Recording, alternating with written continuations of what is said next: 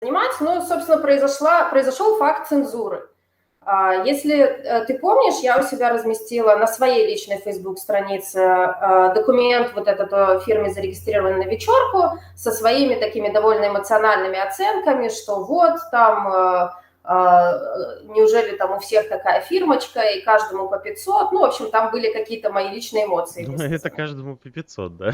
Ну да, вот. Потом я попробовала разместить такой же пост в белорусах США, на что мне админы дали обратную связь. Там же не видно, кто из админов тебе дает обратную связь. Ну вот кто-то из них, их там 3 человека, муж, жена, вот эти Анна Шарко и ее муж, вот, и там еще третий есть администратор у них. Значит, они мне дали фидбэк, что это как бы слишком вот с оценками, с какими-то эмоционально, надо убрать вот эту часть, и не хватает перевода документа. Я спокойно согласилась, сделала перевод этого документа, просто вот, автоматический Google переводчик, и убрала, в принципе, какую-то свою такое оценочное суждение, заменила их на серию вопросов.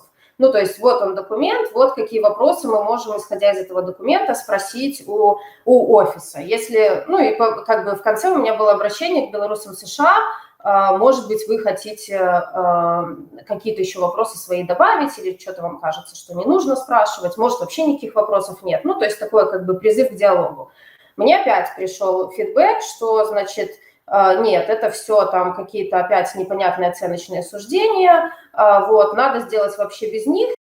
Оставила пост в таком виде, что предлагаю обсудить документ, вот в документе перечислены вот такие-то пункты, и вот 2 фотографии документа. Все, больше как бы ничего в этом посте не указано.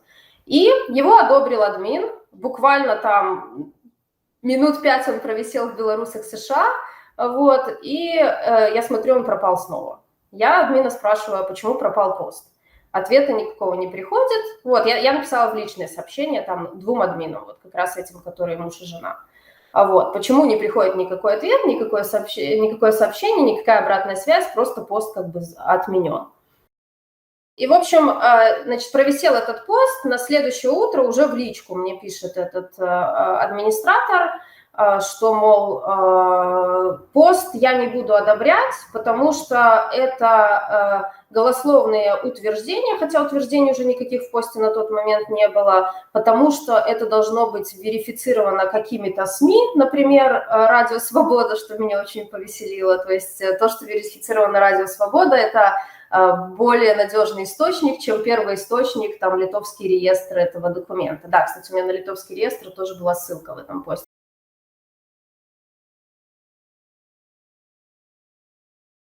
Я попробовала создать event или встречу в белорусах Сан-Франциско. Белорусы Сан-Франциско – это наша местная группа. Вот. И идея этой встречи была такая, что давайте встретимся, поговорим, во-первых, о том, почему до сих пор на сайте фонда Байсол висит сбор от белорусов Сан-Франциско. Он когда-то там появился в 2021 году или в 2020. Может быть, он уже не актуален. Давайте обсудим вот с уполкой нашей белорусов Сан-Франциско, должен ли он там висеть или не должен, как бы от нашего имени. Второй момент предложила Надя Нортон, которая администратор этой группы, обсудить какую-то акцию на 8 августа. Ну, окей, да, давайте обсудим и это. И третий момент, который я предложила, это обсудить вот цензуру в белорусах США. И, возможно, если нашу маленькую вот эту суполку с Сан-Франциско не устраивает, что в белорусах США есть цензура, выйти к ним с каким-либо предложением, как сделать так, чтобы группа была более там демократической, не цензурировалась. Ну, вот, после этого в этот пост пришел, это была очень веселая история, пришел администратор второй администратор белорусской этой суполки Сан-Франциско, и, значит, сказал, что я вообще там на каких-то помойках тусуюсь, и вообще мне нет никакого уважения, и снова я тут развожу какой-то срач непонятный.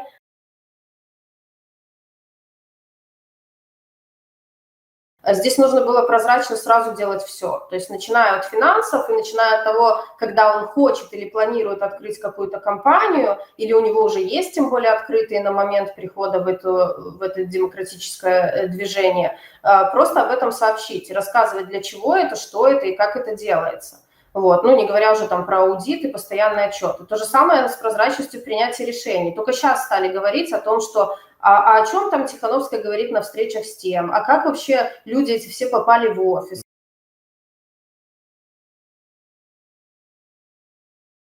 Да, вот мы можем перейти к этому стриму, который на Еврорадио представитель Байпола Азаров дал, и там тоже будет немножко это затронуто, потому что он там говорит про эту якобы прозрачность, и что у всех там равный доступ, что на самом деле неправда. Никогда не было никакого тендера открытого, никогда не было объявлено Тихановской, что вот есть такой-то проект, например, или есть такой-то фонд, который выделяет деньги на развитие культурных проектов. Сроки подачи заявок на получение этого гранта такие-то, вот можно представить свой проект и получить этот грант. Такого не было заявлено никогда. То есть они узурпировали вот эту, часть.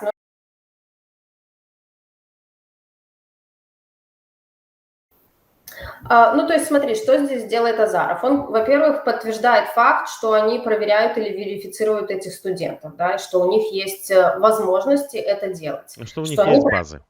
Да, что они проверили 11 человек, у одного отец работает в КГБ, у другого работает в МИД, и тут у меня сразу первый вопрос. Во-первых, смысл, зачем вы их проверяете, если дальше вы говорите, что сын за отца не отвечает, и у нас не какие-то 30-е годы.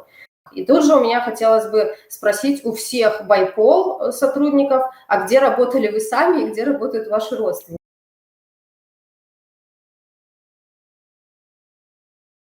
Дальше он говорит еще одну интересную вещь. Он говорит, не надо сразу отчислять этих студентов, надо провести какую-то вот разъяснительную беседу.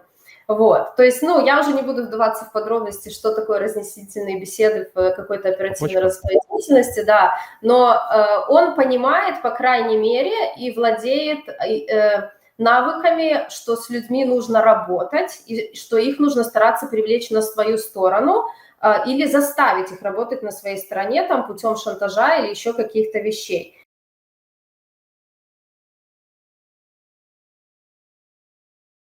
А теперь посмотрим инициативы Байпола, который изгнал из своих рядов там всех людей, которые с самого начала протестов что-то начинали в силовом блоке делать.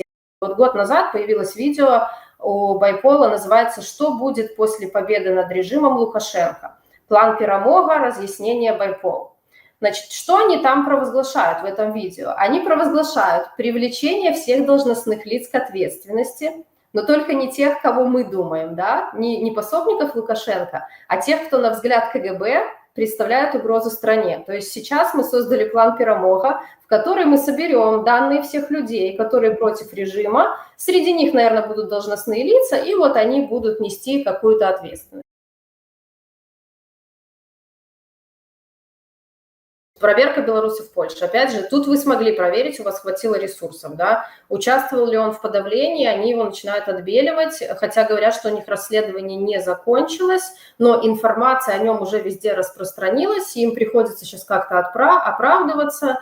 И вот какой выход видит Азаров? Мы всем доведем информацию, что он ни при чем. Так вы еще не проверили, у вас проверка не закончилась. Как вы уже приняли решение,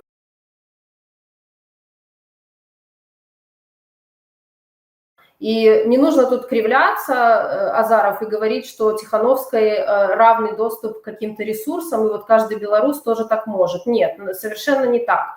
У Тихановской гораздо больше влияния, это признанный такой политик, что ли, который действительно имеет вес и распоряжается ресурсами на сегодняшний день.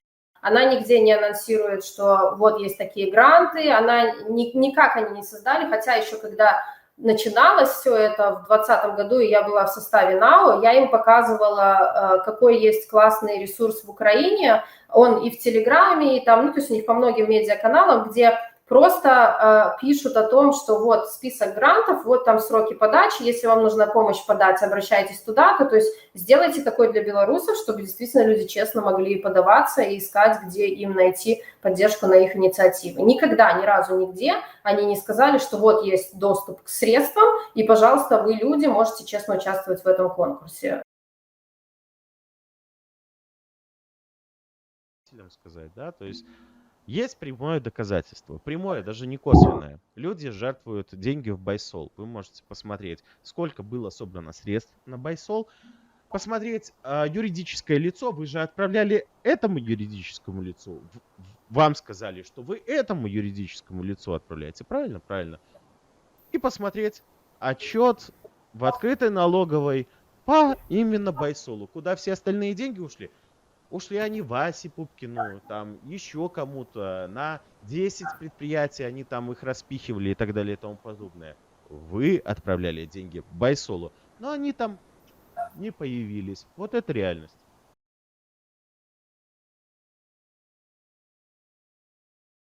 И дальше он говорит в конце этого интервью, наверное, мы на этом и закончим, очень важную вещь про национально-вызволенчий рух. Он говорит, план Перамога – это и есть национально-высвободительное движение. А вот оно что. Ну, как бы мы сразу и не поняли, а вот оно и есть. И к нам записалось, говорит, 200 тысяч человек. У вас 200 тысяч человек. 200 тысяч человек – это на Восточном фронте Украины сейчас с обеих сторон столько воюет. Если у нас такая охеренная армия уже есть, чего мы ждем? Они ж Луку могут выйти и тапками просто забросать, насперть. Ну, во-первых, тут идет подмена понятий национально-вызволенчего руха плана Перамога. Они видят, что запрос есть, а запрос надо удовлетворить, и они хотят, чтобы люди не шли в настоящий национально-вызволенчий рух, они хотят, чтобы опять это все слилось через план Перамога. Ну и 200 тысяч, как бы я прям аплодирую, может мы что-то уже сделаем. План... Нет. Потому что я рассказывала когда-то, я не помню, у тебя в эфире или где, что, значит, в плане Перамога было 10 тысяч человек. В первые, наверное, месяц или полтора начала набора Тихановская давала интервью и говорила, у нас там то ли 10, то ли 15 человек. А потом, буквально через там пару недель, кто-то выходит в интервью и говорит, у нас 200 тысяч.